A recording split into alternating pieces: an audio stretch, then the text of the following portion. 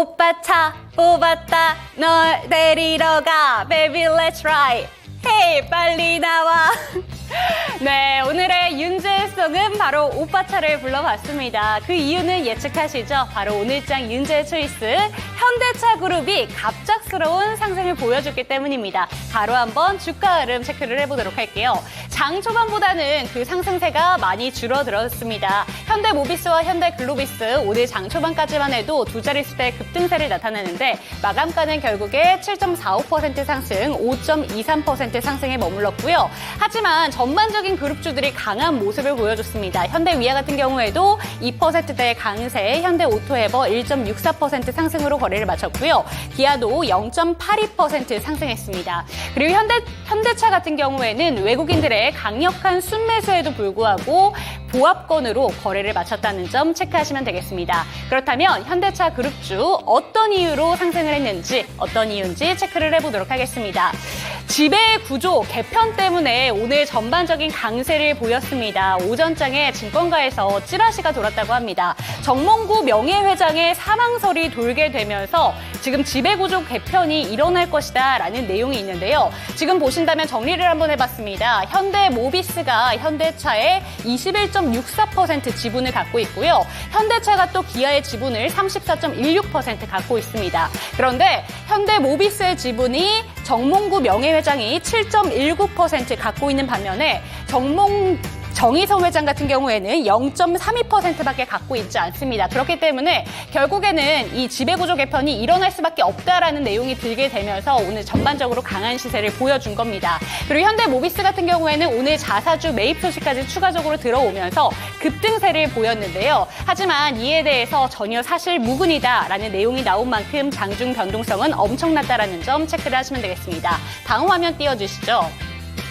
네, 오늘 나온 기사 내용들을 한번 정리를 해봤습니다. 보시는 것처럼 지배구조 중심으로 모비스와 글로비스의 주가가 급등을 했는데요. 하지만 이에 대해서 증권가 찌라시에 불과했다. 이러한 루머에 대해서 사실 무근이다라고 얘기를 했기 때문에 이전만큼은 체크가 필요해 보입니다. 하지만 여전히 현대차 그룹에 대해서 정말 긍정적인 내용들은 나오고 있습니다. 가장 크게는요. 미국에 이어서 EU에서도 중국의 전기차에 대해서 관세 폭탄을 내리게 되면서 반사 수혜 기대감이 나오고 있고 이와 함께 화신과 같은 자동차 부품주로도 실적 전망 상향 레포트가 나오면서 오늘 자동차 부품주들도 들썩이는 모습이 나타났습니다. 그리고 현대글로비스 같은 경우에는 28일에 투자자의 날을 앞두고 있고요. 그렇기 때문에 기대감이 더 집중되고 있다는 점까지 체크를 하시면 되겠습니다. 하지만 한 가지 우려되는 점이 있는데요. 현대차 노조가 파업에 대한 이슈까지 나오고 있기 때문에 이에 대해서는 우려가 좀 필요하다라는 내용들도 함께 체크하시면 되겠습니다. 마지막으로 자동차 부품주들의 주가 흐름까지 체크해 보도록 하겠습니다.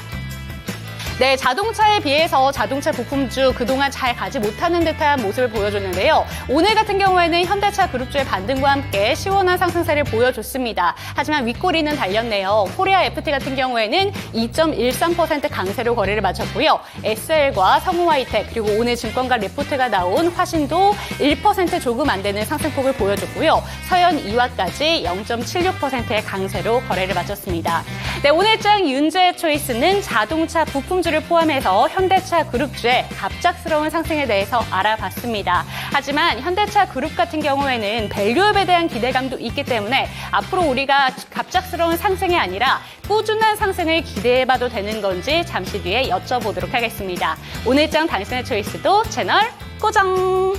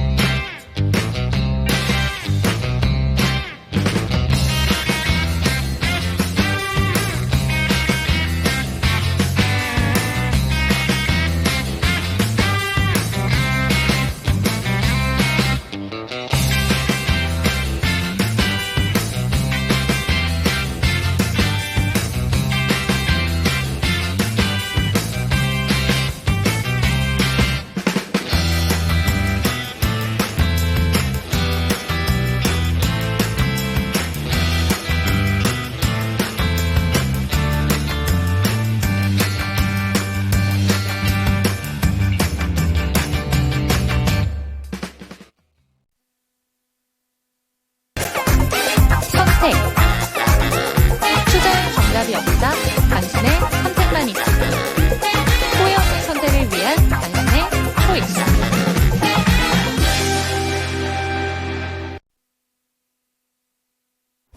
네, 후회 없는 선택을 위한 당신의 초이스 금요일 날입니다. 오늘도 이윤주 앵커 저와 함께 하시죠. 채팅창에 텐션업 윤주 앵커님 노래 잘 들었어요 라고 얘기를 해주시면서 노래 예측을 많이 해주셨는데 슈퍼참치 뭐 화장을 고치고 이야기가 나왔지만 오늘 장 윤주의 초이스는 오빠차였습니다. 현대차 그룹주들이 정말 오늘 강한 시세를 보여줬는데 막판의 변동성은 좀 아쉽게 느껴졌거든요. 이에 대해서 한번 여쭤보도록 하겠습니다. 오늘 이 시간에는 주식회사 플래처의 김덕호 대표님과 이 시간 함께합니다. 대표님 안녕하세요. 반갑습니다. 네, 현대차그룹주 오늘 오전장에 정말 강한 시세 내주더니 결국에 그 이유가 찌라시였다라고 밝혀졌습니다. 명예회장의 사망설은 전혀 사실 무근이다 이렇게 밝히면서 변동성이 굉장히 심했었는데요. 이에 대해서 좀 저희가 어떻게 받아들이면 좋을까요? 일단 시장이 지금 변동성을 많이 보이고 있다는 거는 그만큼 시장이 갈피를 잘 못 잡고 있다라는 얘기고요. 이번에 이제 FMC에서 나왔던 결과들 경제지표를 보시면 아시겠습니다만은 하반기 때는 상당한 충격을 좀 대비를 해야 될 것으로 보여지고 있습니다. 그러면 여기서 주목을 할 거는 그럼 지금 가는 종목들 특히나 상승 탄력이 높고 상한가를 연일 단속하는 종목들 특징이 뭐냐? 일단 손바뀜이 굉장히 빠르게 바뀌고 있습니다. 그러다 보니까 여기서 주목을 하실 거는 거래 주체가 누군지를 추적을 해야 되는데 자 여기서 이제 가장 큰 개인 투자자들이 어려워하는 부분이 바로 이겁니다. 개인 투자자는 거래 주체가 실시간으로 누가 거래를 했고 누가 매도를 했는지를 실시간으로 측정하기가 상당히 어렵습니다. 그쵸. 오히려 이걸 가능한 곳은 어딜까요? 외국인과 기관들의 가능성이 크겠죠. 그러면 여기서 이제 현대모비스 같은 경우도 주목을 하실 때는 일단 지금 가능성은 저는 오보 내지는 뭐 좀 잘못된 낭설일 가능성이 있다라고 저는 좀 충분히 보고 있고요. 지금 일단 정몽구 회장 같은 경우도 연세가 지금 올해 86세이신 걸로 알고 있는데 38년생이시니까 뭐 그 정도 되신 걸로 제가 알고 있는데 그러면 여기서 이제 주목할 게 이제 그 전에도 뭐 병세가 좀 있으셨다 이런 얘기는 뭐 계속 얘기가 보도가 됐었습니다. 그러면 여기서 그럼 우리가 이제 이거를 단순히 주가의 이 한 개의 기업으로 이슈를 봐야 되냐? 아닙니다. 그러니까 현대그룹 자체가 사실은 뭐 지난 2021년, 20년도부터 해서 이후부터 점점 정의선 회장의 이제 존재 감흥이 계속 이제 부각이 되기 시작했고 사실상 지금 현대차그룹과 현대그룹에 대해서는 정몽구 회장보다는 아무래도 지금 이제 정의선 회장이 좀 주도를 하고 있는 부분들이 굉장히 강한데 그럼 이제 실질적인 승계 작업 내지는 이제 상속 작업이 되고 있느냐? 이게 아직 안 됐다라는 부분이 계속 이제 지금 늘 감춰져 있었습니다. 그러면 결국은 우리가 주목을 해야 될 거는 개인 투자자분들이 그럼 이런 현대모비스를 급하게 따라잡는 데 있어서는 과연 이것이 수익화 가능성이 크느냐라고 볼 때는 저는 좀 어려울 수 있다라고 보고 있는데 그 원인은 오늘 이제 순매수 현황들을 좀 보시면 아실 것 같습니다. 오늘 현대모비스가 만약에 이 상속 문제가 부각이 되고 지분율 구조 개편에 대한 문제가 부각이 되면서 더군다나 지금 정몽구 회장의 타겟 가능성이 주목을 하고 있다. 그러면 외국인들도 마찬가지로 여기에 대해서는 급등할 가능성이 큽니다. 왜? 이제는 정의선 회장을 중심으로 해서의 체제 단일화가 좀 이루어질 가능성이 크고 특히나 정의선 회장 특징은 지금 현대차 구조에 있는 예하에 있는 종속사들을 현대차의 노예가 되지 마라. 오히려 지금 글로벌 기업으로 확장을 하고 다른 해외 기업들과의 협력을 더 강조하면서 기업 생존성을 늘려나가기를 권하고 있습니다. 근데 오늘 순매수가 됐던 주체는 누구냐? 다 기관입니다. 자, 오늘 순매수를 했던 건 다 기관입니다. 자, 그러면 이거는 어떻게 보면은 조금 의도가 좀 있을 수 있다라고 좀 추적을 할 수 있는데, 실제로 그러면 누적 순매수 현황을 한번 보시겠습니다. 250일 동안에 순매수를 가장 많이 유지했던 거는 외국인인데, 이 외국인도 마찬가지로 오늘 장중에 매도를 공격적으로 했습니다. 자, 기관 같은 경우에도 250일 매도 물량들을 기준으로 했을 때는 40만 주 가까이 지금 매도가 나왔는데, 이렇게 봤을 때는 오늘 매수가 들어갔던 30만 주에 비했을 때는 훨씬 주가가 훨씬 더 적은 물량이죠. 자, 250일 물량으로 하면 작년도 얘기니까 너무 좀 오래된다. 그럼 60일 물량으로 봐도 마찬가지로 매도 물량 나왔고요.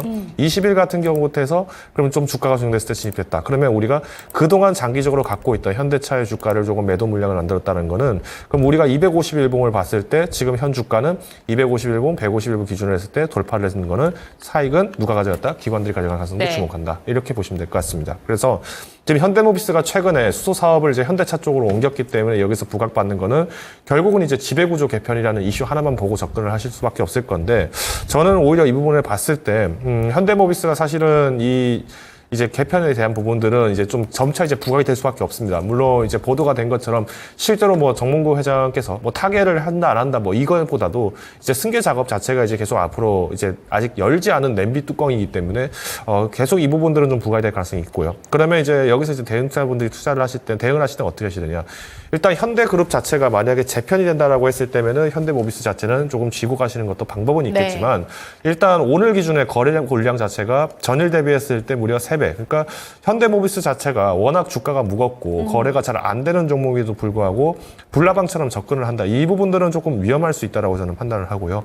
다음 주 같은 경우에는 또 이제 배터리 관련, 그러니까 다음 주부터 해서 본격적으로 인터배터리 매년도 열리고 또 여기에 이제 또 세계 충전소 인프라 등도 있기 때문에 자동차들이 조금 단기적으로 움직일 가능성은 있습니다. 근데 여기에 대한 이 낭설이 만약에 조건이 이제 밝혀진다라면은 여기에 또 주가에 대한 반납폭들은 사실상 뒤늦게 탑승한 개인 투자자들만 제한적이다. 그래서 일단 하단선을 잡는 거는 23만 원 선 잡고, 그러니까 굉장히 타이트하게 접근을 하셔야 되는데 이때 내가 비중이 너무 과잉이다라고 하신다면은 23만 원 선을 이탈할 때는 이때는 좀 비중을 좀 조절을 하시고 오히려 이제 23만 원 이하에서, 그러니까 지금 기관들이 250일 기준으로 저점을 잡았을 때는 22만원에서 23만 원 사이에서 만약에 비중이 좀 가볍다는데 나는 오히려 이 현대모비스에 대한 재편 가능성을 굉장히 긍정적으로 보고 있다라고 하신다면은 이때부터 이제 매수를 좀 준비를 하시겠죠. 대신 저는 조금 오늘 기사는 너무 낭설일 가능성이 크다라고 좀 판단을 하기 때문에 조금 조정이고 진입을 하시는 걸 권고를 드리도록 하겠습니다.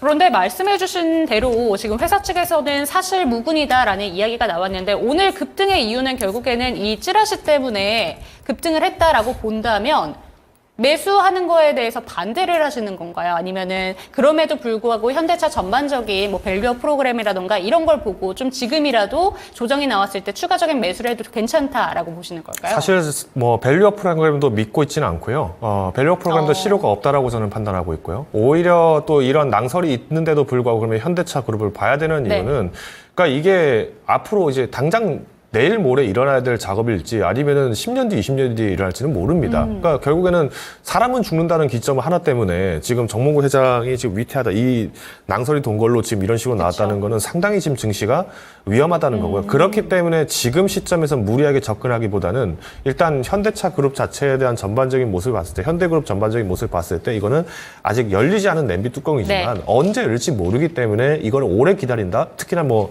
신용융자를 써서 무리하게 접근한다는 거는 부정적이라고 저는 보고 있습니다. 그래서 차라리 기업 밸류업 프로그램을 좀 보겠다라고 하신다면은 저는 뭐 당연히 현대차를 좀 차를 보시거나 하는 것이 낫다고 보고 있지만 일단 단기적 이슈에 집중을 했을 때는 2차 전지 종목들이 오늘 좀 이렇게 단기적인 매물이 공격적으로 나왔기 때문에 이제 다음 주, 그러니까 19일부터 해서 본격적으로 조금 단기 반등이 나오는 부분들을 주목했을 때는 차라리 자동차 종목들을 좀 주목하는 게 어떨까라고 보고 있습니다.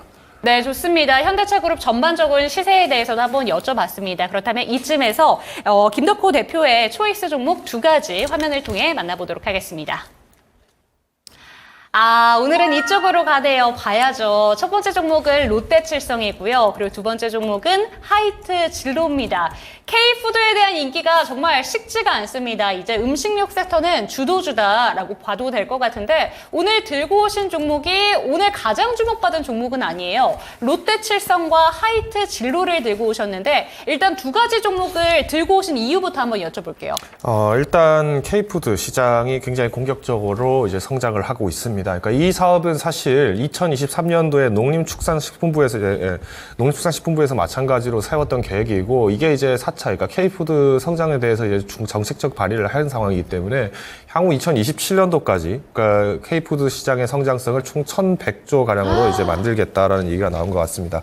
근데 이 내용의 근거가 뭐냐면은 2021년도를 기준으로 좀 말씀을 드렸을 때 2021년도에 이제 한국의 K푸드 시장은 약 650조 정도 됐었고요. 그러면 여기에서 오히려 앞으로 추구적인 성장을 주목을 한다라고 했을 때면은 지금 우리가 잘 알고 있는 뭐 오징어 게임 등을 비롯해서 민화되어서 만들어졌던 한국의 어떤 식품 산업이 아니라 이제는 현지 공략을 공격적으로 하는 데 있어서 정부가 발판을 만들어 주겠다라는 입장으로 보셔야 될 것 같습니다. 그래서 뭐 최근에 보시면 아시겠습니다만은 뭐 지금 제가 말씀드린 것처럼 우리가 잘 알고 있는 우양이라든가 심지어는 이제 CJ 그룹들 그리고 이제 대상까지도 이렇게 네. 급등을 하고 있는데 저는 일단 우양 같은 경우에는 조금 우려가 됩니다. K푸드 산업에서 이제 김밥 수출에 대한 기대감이 5월 중순에 나오면서 네. 아직까지 김밥을 수출하지 않고 있습니다. 그러니까 본격적인 매출은 7월에 나올 건데 이게 이제 2분기 실적에서 반영 안 됐다, 나 몰랐다 하고 매도하시는 분들도 분명 계실 수 있고요. 네.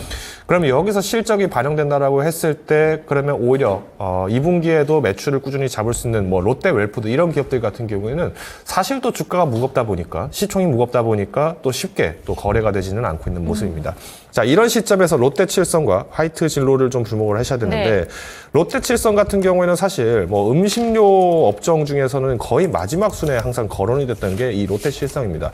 그러니까 해외에서 음료 및 주류 쪽을 이제 공략이 되기 시작했다라는 거는 보통 이제 우리가 여행객들이 좀 많아졌다. 이때 반짝 상승들을 좀 많이 했죠. 그래서 지난 8월부터 해서 작년 8월부터 해서 주가가 많이 올라갔던 부분들도 어떻게 보면 주류 업종 그리고 롯데칠성과 같은 음료 그리고 SPC 삼립과 같이 우리가 잘 알고 있는 프랜차이즈 업종들이 네. 좀 상승을 했는데 일단 롯데칠성 같은 경우에는 우리가 지금 좀 주목을 했을 때 기대가 되는 부분은 있습니다. 그러니까 제로슈거를 공략을 해서 이번에 이제 소주를 굉장히 탄탄하게 수출을 하고 있는데 세로도 마찬가지로 상당한 인기를 얻고 있죠. 근데 요번에 제가 좀 4월에 출시가 됐던 세로 살구 맛도 꽤나 수출 부분에서는 좀 탄력을 얻을 것 같다라고 판단하고 있는 것이 작년 재작년에 일본에 혹시 가보신 분들, 그러니까 올해도 일본을 많이 가셨겠지만 작년에 일본을 가셨던 분들 중에서 일본 거리에 참이슬 청포도 이슬 병이 많이 굴러다닌다 이런 얘기를 하신 분들이 계셨을 거예요.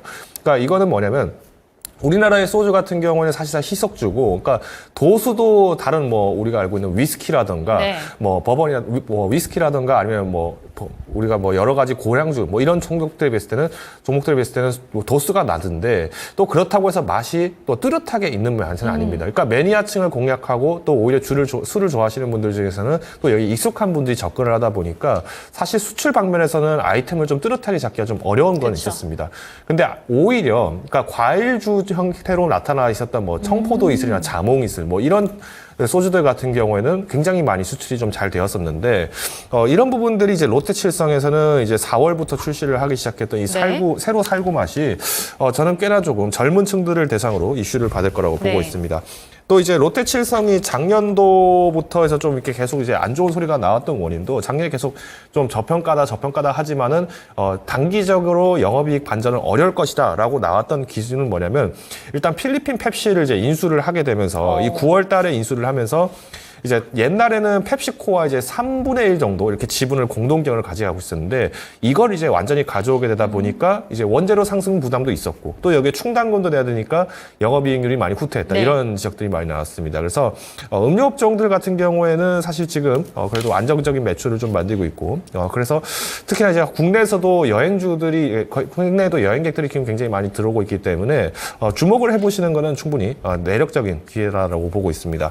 반면에 제가 이제 하이트 진로를 좀 선택한 이유는 네. 일단 주류 업종에서 사실 지금 맥주 점유율 같은 경우도 카스가 1위고 그다음 테라 그다음 클라우드 이렇게 여러 이제 맥주들도 종종이 나오고 있는데 일단 하이트 진로 같은 경우에는 이제 출시 5주 전에 나왔던 진로가 또 초당 13병씩 팔렸다라는 어마어마한 기록을 지난 4월 중순에 이제 돌파를 했습니다. 그러니까 19억 병이 팔려 나갔다라고 나왔는데 이 부분들은 아시겠지만 진로가 이제 굿즈, 즉 우리가 진로 개구리 아이템을 굉장히 잘 뽑아내면서 이걸로 이제 스토리를 만들어갔죠. 그러다 보니까 좀 많은 젊은 친구들도 이 진로 소주를 굉장히 많이 먹었었는데 테라도 마찬가지입니다. 스푸너라든가 이런 것들, 그러니까 우리가 흔히 말하는 굿즈를 좀 많이 공략하다 보니까 20대들의 마음을 좀 잘 잡았었다라고 좀 말씀드릴 것 같고요.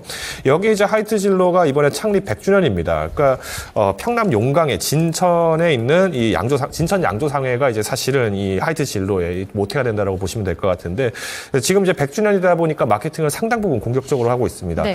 아무래도 마케팅을 많이 한다라고 한다면은 영업이익 부분이 조금 줄어들 수는 있지 않느냐라고 지적을 하실 수는 있겠습니다만은 오히려 저는 이 마케팅 부분에서 특히 매출 부분들의 성장을 잘 잡는 것이 중요하다고 보고 있고요. 특히 이제 주요 수출국 같은 경우에도 미국, 일본, 중국이 거의 대부분이 다수였습니다. 근데 최근에는 대만이라든가 베트남 그리고 이제 동남아와 유럽에서도 지금 소주를 진출을 하고 있고요. 네.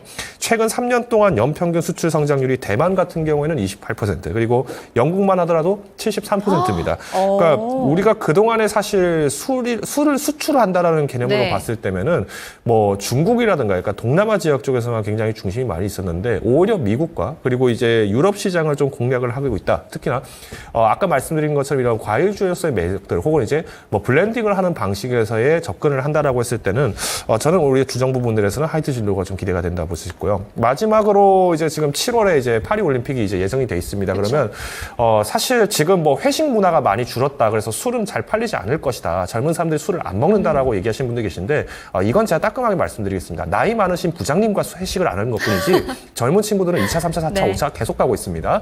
그래서 주류의 트렌드가 뭐냐면은 도수가 센 술을 먹지는 않지만 도수가 작은 술을 좀 오랫동안 내가 좋아하는 사람들하고 먹으면서 이런 분위기를 만들어내는 거. 이런 형성들은 훨씬 더 많습니다. 그래서 술 자체에 대한 주류 시장의 축소라고 보시기보다는 오히려 그 트렌드가 바뀌어가고 있고, 여기에 이제 특화된 PB 상품들을 낸다는 점. 네. 그래서 저는 오히려 하이트 진로가 롯데 칠성의 주류 부분의 장악력이 꽤나 공격적이긴 하지만 이번 7월까지, 그러니까 3분기까지의 탄력적인 이벤트를 주목했을 때는 하이트 진로가 조금 더 매력적일 수 있다라고 이야기를 드리겠습니다. 네, 좋습니다. 오늘 일정 아무래도 금요일이기 때문에 주류 테마로 들고 오신 게 아닌가라는 생각이 드는데, 일단 오늘 상한가를 갔던 종목은 사조 대림이었습니다. 이에 대해서 우양을 좀 빗대어서 이야기를 해주신 것 같아요. 김밥 같은 경우에는 K푸드의 수출에 대한 기대감으로 오늘 상한가를 기록하기도 했었고, 우양이 먼저 그 전에 상한가를 기록하기도 했지만 수출이 이제 시작이기 때문에 실적이 찍히기까지는 좀 시간이 남아 보인다라는 점 짚어주셨습니다.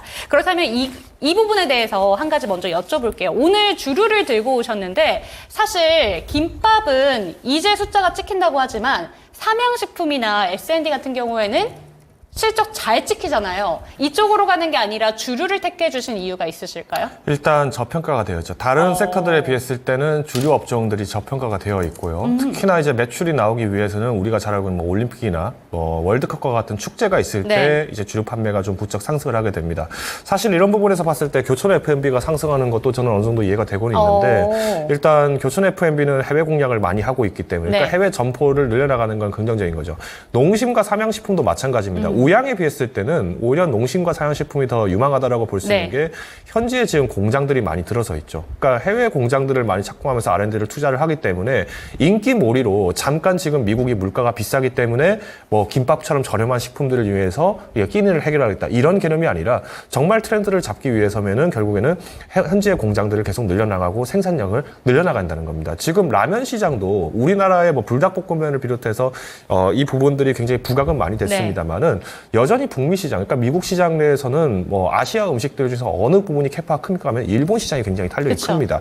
왜? 일본은 이미 북미 시장 안에서 공장을 계속 가동을 하고 있었기 때문에 가능했던 거라고 보신다면은, 이제부터 주목할 거는 이제 한국 시장이 성장을 한다. 즉 이제 북미 지역이나 뭐 인도 이런 곳에 생산 기지가 구축되는 부분을 네. 주목을 하셔야 될 것 같습니다. 네, 좋습니다. 오늘 사조 대림이 상한가를 가면서 시푸드 관련된 종목들 정말 급등세 많이 나타났었는데요. 이에 대해서는 아무래도 실적이 찍히기까지 조금 더 기간이 걸려 보인다는 점, 이렇게 한번 정리를 해보도록 하겠고요. 삼양식품이나 S&D 같은 경우에는 지금 잘 실적이 찍히고 있지만 그것과 비교를 했을 때 주류 관련된 종목들은 저평가 영역으로 접근해 봐도 된다라는 점 이야기해 주셨습니다. 오늘장 초이스는 하이트 진로였습니다.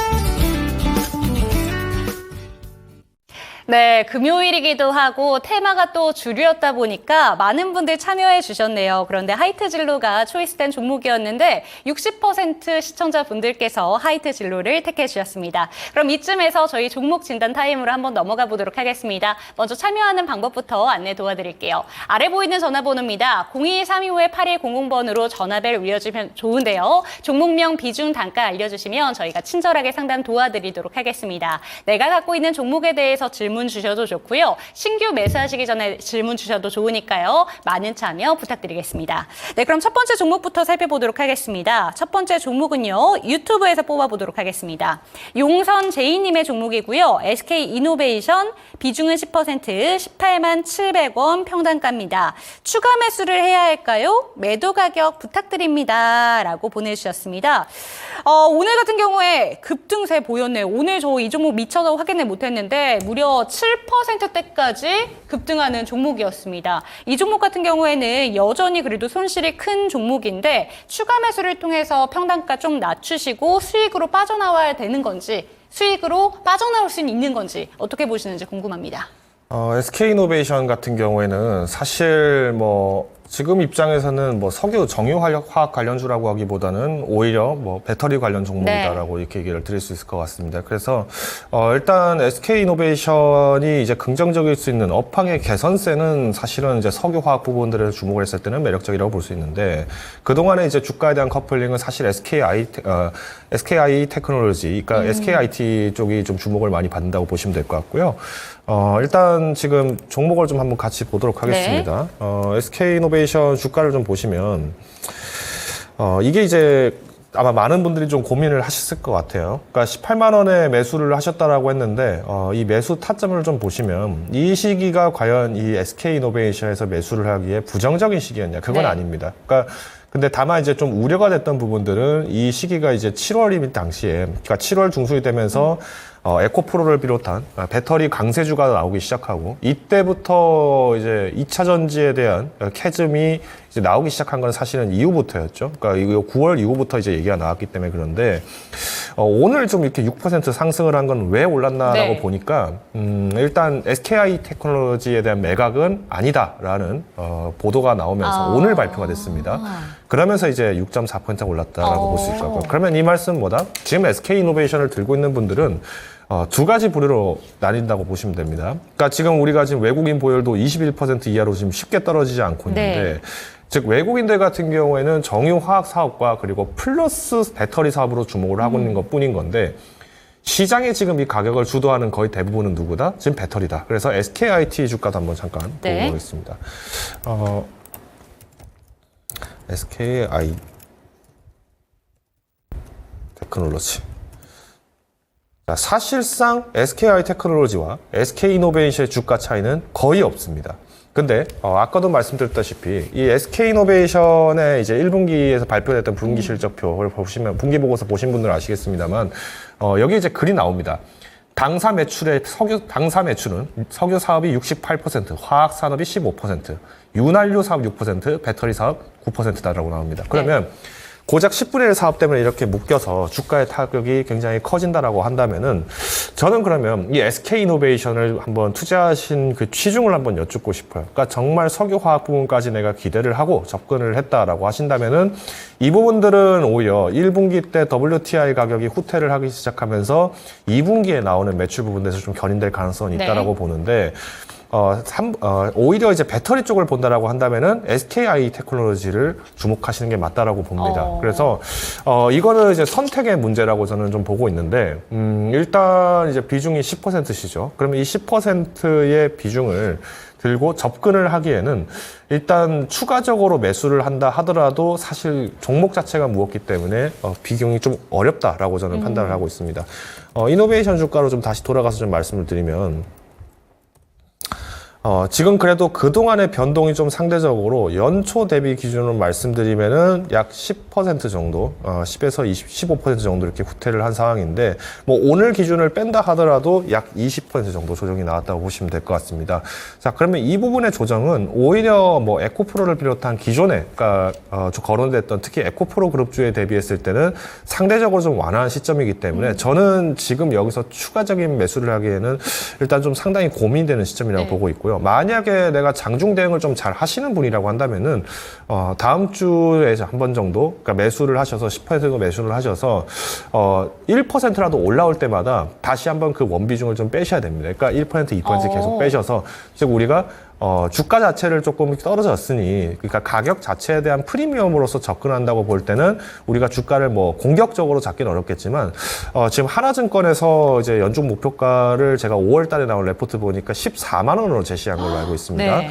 그러면 지금 시점에서는 사실 원금 찾는다라고 보시기보다는 단기적으로 내가 일단 손실폭을 줄여나간다라는 부분으로 접근을 하셔야 된다고 보고 있습니다. 그래서 일단 가급적이면 추가 매수보다는 차라리 종목을 좀 교체하신다든가, 특히나 좀 가볍게 움직일 수 있는 종목으로 2차전지 종목을 교체를 하신다거나 하는 걸 좀 권유를 드리겠고요. 추가 매수를 하신다면은 정말로 내가 장중 매매를 좀 잘 하시는 분들, 그리고 단기적인 매매에 대해서 좀 확신이 있으신 분들이라면은 일단 목표가는 12만 5천 원 선으로 좀 보수적으로 제시를 드릴 테니까요. 이 단기 매매를 활용하시는 방법밖에 없을 것 같다라고 요약을 드리겠습니다. 네, 첫 번째 종목 SK 이노베이션 살펴봤는데요. 이 종목에 대해서는 추가 매수에 대해서는 긍정적인 의견 주시지 않으셨습니다. 단기적으로 대응을 잘하시는 분이라면 조정이 나올 때마다 오히려 평단가를 낮추셔서 비중을 늘리는 전략이 아니라 오히려 평단가 낮추시면서 비중을 줄여나가시기를 권해주셨고요. 최근에 나온 증권사 레포트에 따르면 14만 원 정도 목표가 상향 레포트가 나오고 있긴 합니다. 그렇지만 18만 원대까지 오기에는 좀 부담이 있어 보이기 때문에 오히려 종목 교체 의견이 맞다라는 점 체크하시기 바랍니다. 네, 다음 종목으로 넘어가 보도록 할게요. 이번에는 조AD님의 종목입니다. TCC 스틸 6만 1,000원, 비중은 15%. 미친 듯이 빠집니다. 어떻게 대응해야 될까요? 라고 질문을 주셨습니다. 오늘도 유난히 좀 급락장세 보이고 있는 종목들이 워낙 많았는데 아무래도 한쪽으로 좀 수급이 쏠리다 보니까 빠지고 있는 종목들이 굉장히 많지 않았나라는 생각이 듭니다. TCC 스틸 같은 경우에는 어떻게 대응을 하면 좋을까요? 일단 도금 강판 쪽, 그리고 이제 이 철강판 쪽 같은 경우는 이제 주목을 하셔야 되는 게 이제 어느 부분에서 쓰여야 되는가. 그러니까 우리가 이제 TCC 스틸을 비롯해서 지금 철강주들이 사실은 네. 상당 부분 올해 좀 물려 있다라고 하시는 분들이 좀 많으실 것 같은데, 일단 TCC 스틸 오늘 좀 빠진 거는 너무 우려를 하실 필요는 없지 않을까. 그러니까 뭐 그동안 이제 철강주들 중에서 대비했을 때는 TCC 스틸에도 상당하게 주가를 좀 잘 버텼다라고 저는 보고 있는데, 뭐 예를 들어서 뭐 현대제철 한번 잠깐 보고 갈까요?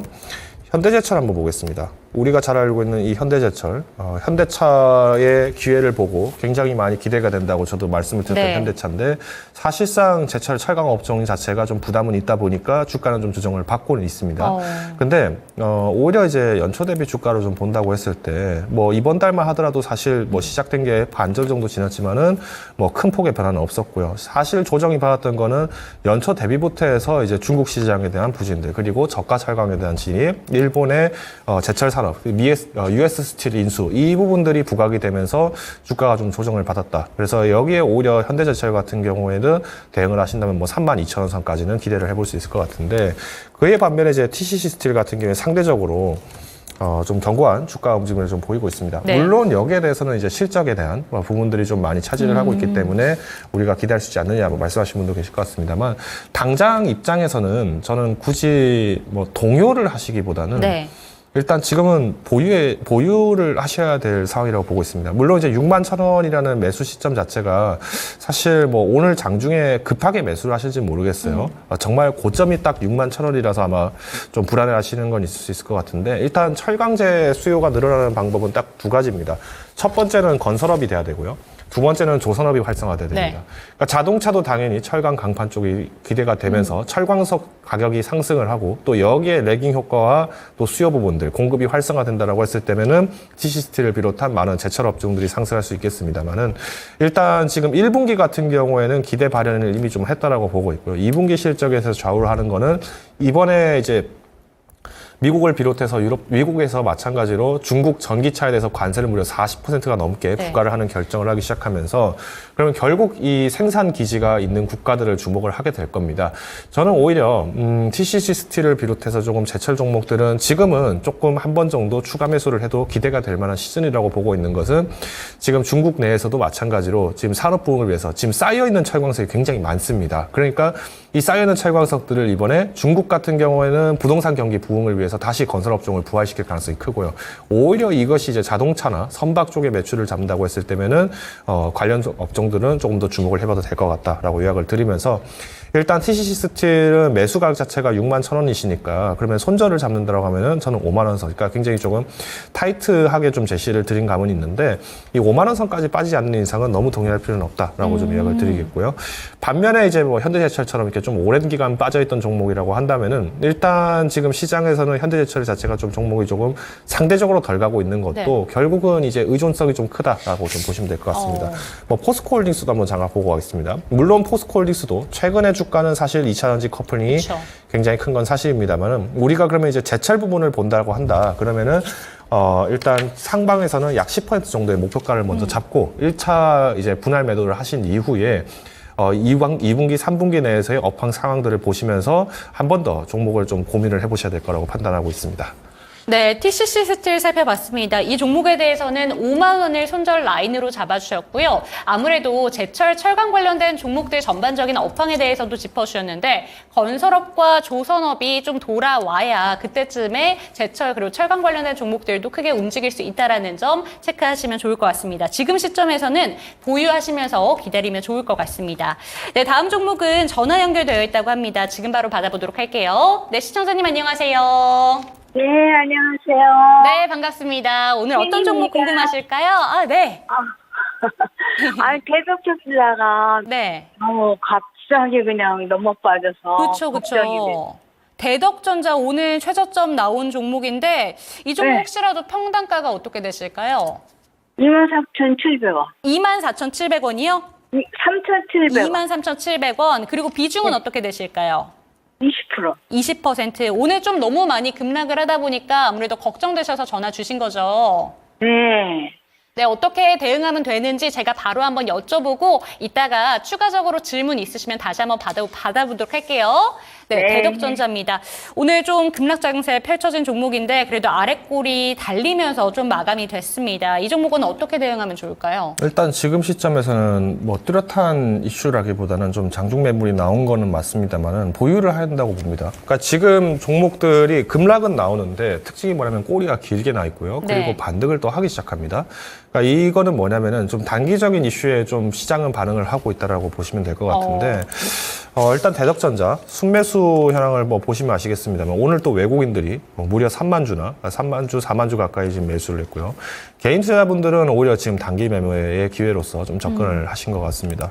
자, 근데 일단 대덕전자도 그렇고 뭐 오늘 뭐 심택도 뭐 잠깐 보니까 좀 소폭의 하락이 있었던 것 같기는 합니다만은 일단 기판주죠. 그러니까 인쇄로 및 기판 쪽이라고 보신다고 했을 때 그럼 이 기판 시장에서 우리가 진출을 한다. 그러면 메모리 반도체 기업인 이 삼성전자와 SK하이닉스의 매출이 상당히 중요한데 지금 이번에 HBM 시장만 사실 주목을 받다 보니까 뭐 반도체 종목이라고 하면은 한미 반도체만 좀 잘 갔더라 뭐 이렇게 얘기하시는 분들도 네. 계실 것 같습니다.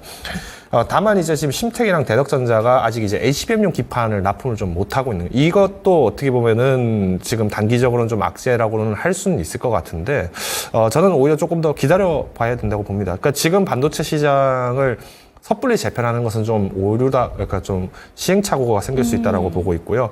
대신 이제 좀 조심하셔야 될 거는 23,000원대 매수를 하셨으니까 그러면 그래도 상대적으로 연초 대비했을 때는 저렴한 기회를 잘 잡으셨다고 저는 보거든요. 그러면 일단 비중을 축소하는 기준은 24,000원을 돌파할 때부터 비중을 일단 10%로 좀 줄이셔야 한다고 봅니다. 그러니까 지금 시장 자체가 당연히 주목을 받는 종목들이 지금 더 가고 있고 네. 오히려 이런 종목들에 대해서 대응을 하실 때면은 매매가 많은 종목들을 접근을 하셔야 되는데 대덕전자가 참 기업은 좋은데 잘 안 갑니다. 그러니까 이거는 어떻게 보면은 시장에서 좀 상대적으로 소외가 됐다라고 보고 있고요.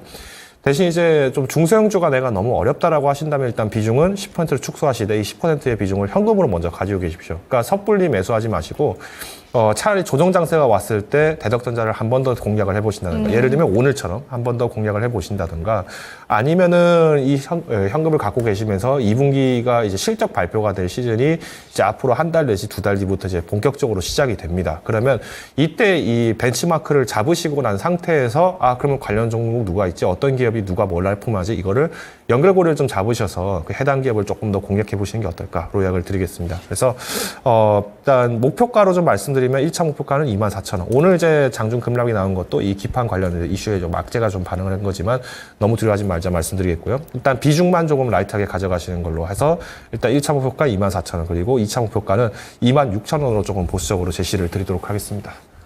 네, 시청자님 대덕전자 상담을 한번 받아봤는데 1차 목표가, 2차 목표가 제시를 해주셨습니다. 1차 목표가로 24,000원, 2차 목표가 26,000원 제시해 주셨는데 이 종목 오늘 급락 장세가 나오긴 했지만 아래 꼬리가 길게 달렸습니다. 그렇기 때문에 오히려 좀 조정이 나왔지만 또 한 번 좀 비중을 줄여가시면서 대응을 하셔도 괜찮겠다라고 얘기해 주셨으니까요. 너무 큰 걱정은 안 갖고 가셔도 될 것 같습니다. 혹시라도 추가적인 질문 사항이 있으실까요?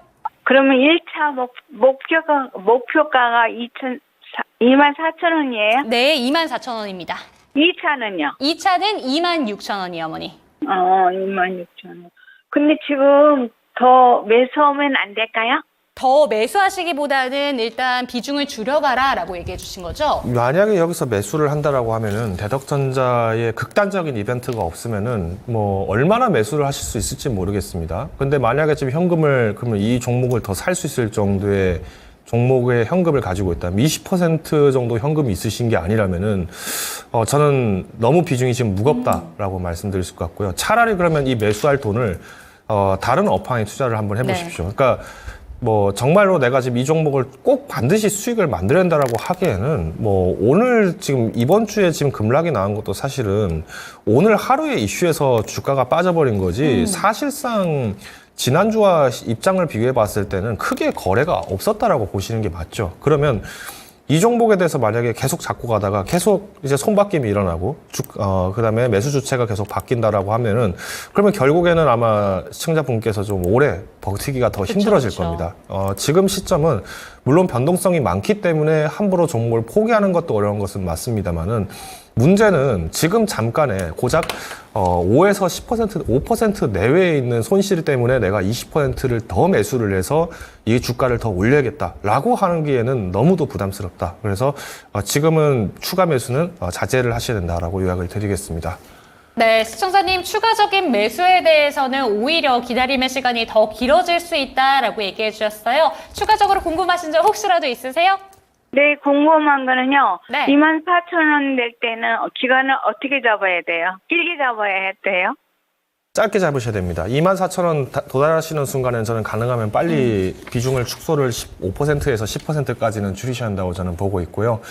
그 줄여진 종목으로, 그러니까 지금 이번에 보시면은 뭐 2차 전지도 잠깐 빠졌습니다. 좀 급락 나온 종목들이 많은데 문제는 이 종목들의 단기 트레이딩이 가능하신 분들이라면은 뭐 이런 종목도 한 번 정도는 매수가 가능하다 말씀드리겠지만 이게 쉽지가 않습니다. 뭐 저도 뭐 저점 잡는다 이런 것들이 뭐 아무리 저도 투자를 해보지만 이런 것들은 너무 어려운 시장이기 때문에 차라리 이제 2분기가 끝나가는 마당인 만큼 3분기, 즉 우리가 하반기 시장을 좀 대비를 하는 현금을 가지고 있는 게 더 안정적일 수 있다라고 말씀드리겠습니다. 그래서 대덕전자가 만약에 더 빠진다 그러면 뭐 추가적으로 한 2만 원까지 빠진다 그러면 이때 정도에는 한 번 정도 매수를 해볼 수 있겠지만 그 이전에 매수를 하셔서 탄력을 좀 만들기에는 너무 어려운 상황이다라고 가름을 하겠습니다. 네, 오늘 상담 도와드렸습니다. 도움 말씀 되셨을까요? 네, 고맙습니다. 네, 오늘 대덕전자에 대한 상담까지 들어봤습니다. 추가적으로 궁금하신 점 있으시다면 언제든지 연락 주시기 바랍니다. 02-325-8100번 여러분들을 위해서 활짝 열어두겠습니다. 네, 다음 종목은요. 저희 유튜브에서 채택해 보도록 하겠습니다. 이번 종목은 매수 문의가 들어왔네요. 파두입니다. 어제 수익을 보고 나오셨는데 호재가 있어서 또 한 번 매수하실까 고민하고 계신 것 같습니다. 고견 부탁드립니다. 이렇게 왔는데 2시간 전에 47억 원 대규모의 SSD 컨트롤러 공급 계약 체결 소식이 전해지면서 이 종목 결국에는 급등하면서 거래를 마쳤습니다. 장대 양봉 꽉 채우면서 좀 거래를 마쳤는데 파두 새롭게 들어가는 거 괜찮은 선택일까요? 일단 이슈가 발행했는데 이거를 쫓는다는 거는 굉장히 좀 위험하다라고 네. 보고 있습니다. 옛날에 파두가 그래도 꽤 잘 나갔을 때는 뭐 4만 원대까지도 갔었고 굉장히 좀 탄력이 좀 많이 붙었었는데 글쎄요. 저 같은 경우에는 지금 이미 이미 이제 어느 정도 소재가 발현된 종목을 추적해서 하시기에는 좀 어렵지 않을까라고 보고 있습니다. 그리고 이 소재가 뭐 오늘 이제 다트에도 공시는 나오긴 했습니다만 전자기업 공시에도 나오긴 네. 했습니다만은 계약 자체 시작일은 어제였습니다. 그러니까 어제 13일 날, 그러니까 이 내용이 이미 지금 아시는 분들은 다 이때 지금 다 잡고 나가셨다라고 봐야 될 것 같고요. RSI 지표도 마찬가지로 지금 상당히 높습니다. 그러니까 80% 가까이 지금 되고 있는데, 지금 뭐 70%, 80% 이렇게 지금 되고 있는데, 이걸 봤을 때 지금 앞으로 우리가 탄호석을 보고 우리가 접근을 한다고 하기에는 오히려 지금 종목 교체가 이럴 가능성이 좀 있지 않을까라고 보고 있습니다. 자, 파도 한번 순매수해나 한번 보시면요. 일단 외국인들 기관들이 좀 사긴 했습니다. 근데 저는 일단 기관 같은 경우에는 지금 여전히 120일 같은 경우는 매도, 60일 같은 경우에도 매도를 좀 유지하고 있고 외국인에 의해서 지금 가지고 가고 있는데 만약에 외인 물량을 그러니까 단기간에서 소화를 하지 못한다고 했을 때면은 주가가 좀 빠질 가능성은 있다. 그래서 일단 추가적인 만약에 이 종목을 가지고 계신 분이라고 한다면 이렇게 네. 좀 올라가실 때마다 일단 뭐 매수 시기마다 좀 차이는 있겠습니다. 일단 연초 대비해서는 주가가 좀 손실이 좀 있죠. 그래서 이런 분들은 좀 쥐고 계실 수는 있을 것 같은데 만약에 매수를 한다면은 저는 이 2만 원 선까지는 좀 10% 정도 조정이 나왔을 때는 한 번 정도는 가능하다고 보고 있습니다. 그래서 일단 이번에 그래도 낸드 플래시 제조사를 기점으로 SSD 컨트롤러 공급을 한 거기 때문에 계약 자체는 상당히 좀 긍정적이다. 이렇게 말씀드릴 수 있을 것 같고요. 종료일이 2024년 11월 25일입니다. 그러면 여기에 대한 실적이 뚜렷하게 잡히는 건 3분기 때 잡힌다라고 보시면 되기 때문에 파두가 만약에 주가 조정을 받았다, 2만 원까지 받았다라면은 3분기 때 한 번 정도 매수를 해볼 수는 있겠다 정도로 좀 요약을 드릴 수 있을 것 같습니다. 물론 이 기업이 뭐 모든 매출을 다 좌우했다라고 하기에는 좀 어폐가 있기는 합니다만은 파두 자체가 지금 연간 매출, 전년도 연간 매출만 하더라도 225억이었습니다. 근데 이번에 계약한 게 47.5억이니까 이번 1분기 때가 23억 했습니다. 그러니까 1분기 실적의 2배가 넘는 계약이 이번에 한 번 나왔다라는 부분을 봤을 때는 계속 이런 이슈가 나오기 전까지는 사실 신규 진입을 하기가 좀 어렵고요. 상대적으로 부채 비율은 그래도 좀 낮은 편으로 좀 돌아섰습니다. 근데 영업이익률이 지금 많이 급감을 했기 때문에 추가 매수를 하시려거든 오히려 저는 좀 주가가 좀 조정이 돼서 반등 매매, 그러니까 반등 수익을 좀 이으면서 접근하신다라고 요약을 드리겠습니다. 그래서 일단 지금 보유하신 분들 같은 경우에는 일단 뭐 어느 정도 비중을 좀 줄이시는 게 맞다라고 보고 있기는 한데 일단 일자 목표가는 3분기 기준으로 25,000원까지는 조금 더 올려봐도 될 것 같다라고 판단하고 있습니다. 네, 좋습니다. 파도 살펴봤습니다. 이 종목 오늘 2-3시간 전에 좀 공급 계약 이슈가 좀 나오면서 이 종목 급등하면서 거래를 마쳤습니다. 지금 신규 매수하시기에는 좀 부담감이 있는 종목의 주가라는 점 체크하셨으면 좋겠고요. 2만 원 선으로 조정이 나왔을 때는 그때쯤에 들어가시는 것은 찬성 사인 내려주셨습니다. 다음 종목 가볼게요. 이번 종목은 유튜브에서 안장군님의 종목입니다. LG화학이고요. 36만 2천 원, 15% 5월 말에 매수를 하셨는데 15%를 더 좀 매수를 하실지 고민하고 계신 것 같습니다. 지금 현재도 15% 비중 들고 계신데 비중을 확 늘려서 수익 제대로 보면서 빠져나올까라고 생각을 하시는 것 같아요. 어떻게 보실까요? 일단 5월 말에 저도 그렇고 제가 토마토 TV에 참여하고 있는 점상 시크릿도 말씀을 많이 드렸습니다만은 6월 내에서는 이벤트가 굉장히 주목이 된다. 그래서 2차 전지에 대한 관련 종목들 반등세를 주목하자라고 하면서 네. 좀 상당 부분 지난주까지 좀 탄력이 좀 있었습니다. 그쵸. 그러면 이걸 어떻게 이해를 해야 되냐가 관건인데 일단 2차 전지 종목들은 개인 투자자들이 다 들고 있습니다. 그러면 다 들고 있다라는 말은 빨리 누군가 사줘야 되는데 그러면 사줄 수 있는 사람이 누가 있을까요? 누가 남았을까요? 외국인하고 기관밖에 없습니다. 근데 외국인과 기관이 한국 증시에 대한 투자를 부정적으로 판단한다고 했을 경우에는 기관에 의해서 주가가 급등 급락을 반복할 수밖에 없고요. 그러면 또 레포트 나와야지만이 주가가 급등을 할 수밖에 없습니다. 네. 최근에 시장에서 어떤 기업이 거론했는데 이 거론된 기업들의 레포트를 보면 그날 당일날 레포트가 나오면서 주가 급등한 종목들이 꽤 많습니다. 즉 2차 전지 시장은 아직까지는 캐즘은 유효하지만 네. 그래도 우리가 LG화학을 비롯해서 뭐 SK이노베이션 아까도 말씀드린 것처럼 SK온 그리고 뭐 삼성 SDI 계속 유럽 지역에서 지금 이제 실질적인 매출을 만들기 위해서 조금 더 탄력을 좀 갖고 있는 모습이기 때문에 일단 저는 15%를 더 물탈지 고민이라고 하셨는데 일단 네. 과감하게 매수하시지 마시고요. 이 현금 꼭 쥐고 계십시오. 이 현금이 필요할 때가 언제라고 저는 보고 있냐면 오히려 7월 내지 8월이라고 한 번 더 보고 있습니다. 그러니까 이때는 이미 인터배터리를 비롯해서 많은 2차 전지 관련된 이슈들이 좀 소거가 되는 시점인데 그러면 다시 이때가 2분기 실적세가 이제 주목이 될 때입니다. 그러면 실적 발표 이후에 지금 2차 전지들도 마찬가지로 다 급등을 했는데 자, 2차 전지 종목들 마찬가지고 우리나라 거의 대부분 종목들이 5월 초순 중순부터 해서 실적 발표했습니다. 이때부터 사실은 2차 전지 종목들도 좀 버텨왔던 거예요. 특별한 이슈가 없어도. 근데 계속 시장에서는 캐즘이다, 뭐 중국차 뭐 전기차 관세 보복한다 안 한다 이런 얘기만 나왔지 뭐 뚜렷한 게 없다 보니까 손바퀴만 좀 빠르게 일어났죠. 그러면 이때가 어떻게 보면은 만약에 실적이 좀 잘 나왔다라고 했을 때면 이때는 기대가 당연히 상승할 수밖에 없기 때문에 거래가 다시 유입이 되는데 LG화학은 일단 거래 유입이 좀 어렵다라고 보고 있는 원인 중 한 가지가 외국인들이 지금 계속 팔고 있죠. 연초 대비했을 때. 연초만 하더라도 외국인 보유율이 약 43%였습니다. 근데 지금은 37% 정도니까 거의 5%가 넘는 그러니까 매도를 했다라는 점들은 지금 이 LG화학은 누구 하나 거래를 하기가 좀 어려운 종목이다. 그래서 지금 다들 눈치만 보고 있다는 점. 그러면 오히려 이런 종목을 매수하시기보다는 조금 탄력이 적은 종목에 뭐 5%씩 분할을 해서 상대적으로 다른 종목에서 수익이 난 걸로 이 지금 LG화학에 대한 부분들을 많이 하시면서 비중을 줄여 나가시는 게 맞지 않나라고 판단을 하고 있습니다. 네, LG화학 살펴봤습니다. 추가적인 매수를 통해서 이게 조금 평단가를 낮춰서 확실한 수익권을 보시기를 기대하신 것 같은데 오히려 현금 확보를 해야 되는 시기다라고 얘기해 주셨습니다. 그리고 오히려 7월, 8월 달쯤에 그때쯤에 다시 한번 추가 매수를 해보시면 어떨까 이런 의견 주셨으니까요. 이 내용까지 참고가 되셨으면 좋겠습니다. 지금 고고식님께서도 43%에서 37%로 외국인 비중이 줄었군요. 이런 얘기 해주시고 계신데요. LG화학까지 오늘 종목 진단 도와드렸습니다. 그렇다면 다음 주에 현명한 초이스를 위해서 다음 주에는 어떻게 대응하면 좋은지 초이스 전략 한번 들어보도록 할게요. 네, 일단 다음 주부터는 이제 시장이 재편될 가능성이 좀 기대가 되고 있습니다. 뭐 이번에 삼성전자 파운드리 대전도 마찬가지로 진행을 하면서 삼성전자도 그래도 외국인들이 상당 부분 많은 매수를 했고요.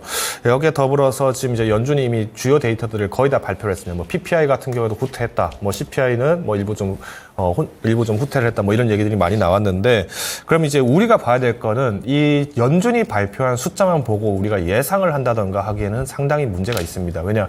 연준은 이미 어느 정도 시나리오를 갖고 있어요. 그러면 우리가 이제 여기서 이 연준의 의도를 파악하는 과정이 필요한데, 지금 연준은 말 그대로 미국의 경제 성장률은 1년에 약 4.2%까지도 상승할 가능성이, 연준의 성장률은 2.1% 이상까지도 충분히 기대가 된다라고 전망을 한 것 같습니다. 즉, 지금 미국의 시장은 양극화를 이용해서 AI 시장을 비롯한 주요 성장 산업이 오히려 소득을 만들어내고 있고 반면에 제조업이라든가 기타 산업들 같은 경우는 축소가 되기 시작하면서 이때의 경기 완화를 위해서 금리 인하를 할 가능성이 크다라고 보셔야 될 것 같습니다. 그러면 저는 오히려 지금의 연준의 상황을 데이터를 쭉 주시해보는 입장에서는 연내에 금리 인하를 안 할 수도 있다라는 생각을 하고 있거든요. 그러면 여기에 따라서 그러면 우리가 종목을 접근할 때는 늘 말씀드리지만 펀더멘탈이 굉장히 강한 기업을 접근할 수밖에 없습니다. 네.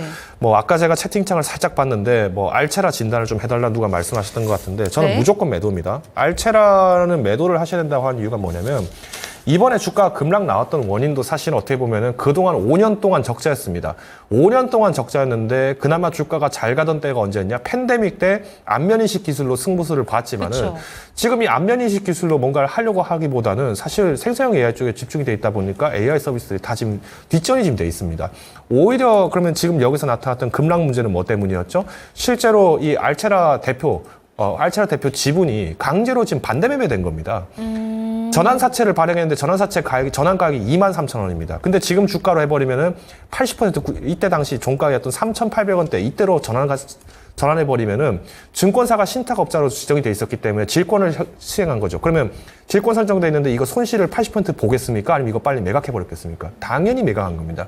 그래서 지금 이 알체라 같은 경우 앞으로의 경영권 문제도 굉장히 좀 가능성이 있다라고 보고 있기 때문에 뭐 혹시나 이렇게 지금 알체라를 비롯해서 그러니까 우리가 실적은 안 좋은데 기대만 가져간다? 우리가 흔히 말했던 뭐 테슬라 상장한다? 이런 기업들 같은 경우에는 과감하게 지금은 포트폴리오에서 축출해야 될 때가 아닐까라고 판단을 하고 있습니다. 자, 두 번째로 이제 외국인 변동성 대비와 외국인들과 이제 기관의 그 수급 차가 좀 있는데 외국인 같은 경우에는 수급 대응을 어떻게 하냐면 변동성이 낮은 쪽으로 이동을 하고 있습니다. 자, 변동성이 낮은, 즉 우리가 코덱스 150, 그러니까 사실 에코프로머티라든가 에코프로비엠 이런 종목들이 다 여기 지금 들어가 있는데도 불구하고 오히려 코덱스라는 이 ETF 상품을 건드리고 있다는 건 뭐냐면은 지금 시장에서의 개별 종목보다는 오히려 인덱스화, 그래서 변동성을 우회하겠다는 전략으로 지금 해석이 되고 있고요. 반면에 기관 같은 경우에는 지금 오늘 보시면은 인버스를 지금 공격적으로 매수를 했습니다. 그러니까 극대화 전략을 지금 양극부터 하고 있는데 인버스와 레버리지를 같이 샀다는 거는 기관들은 계속 이걸로 지금 순환을 돌리면서 지금 어느 정도 주가 방어를 하겠다. 반면에 매도했던 것들 같은 경우에는 실제로 보시면 아시겠습니다만은 탄력이 높았던 종목들 중심으로 나오기 때문에 기관들은 차익 실현화에 좀 주력이 많지 있는 전략을 구사하고 있다. 그래서 일단 순매수, 순매도 현황을 늘 주시를 하시면서 최소 20일에서 60일 정도는 모니터링 하셔야 된다고 말씀을 드리겠고요. 늘 말씀드리지만 이제 마지막 순환매를 대비해서 항상 리스크 해지를 하셔야 됩니다. 제가 예전에 SK 하이닉스에 대해서 리스크 해지를 필요하다라고 했는데 어떤 분이 리스크 해지로 한미반도체를 사겠다 하신 분들이 계세요. 근데 이건 잘못된 겁니다. 한미반도체 주가는 지금 SK향 TC본더 쪽에 집중이 되어 있기 때문에 이런 어떤 커플링 부분들을 좀 해지하는, 그러니까 다른 전략까지도 세부적으로 나누셔야 된다라는 점까지 요약을 드리겠습니다. 네, 다음 주 현명한 초이스를 위해서 전략까지 그리고 알체라 진단까지 도와드렸습니다. 종목에 대한 상승과 하락은 보장하지 않는다는 점 반드시 기억해 주시고요. 다음 주 당신의 초이스도 저희 함께 해주시기 바랍니다. 시청해 주신 여러분 감사합니다.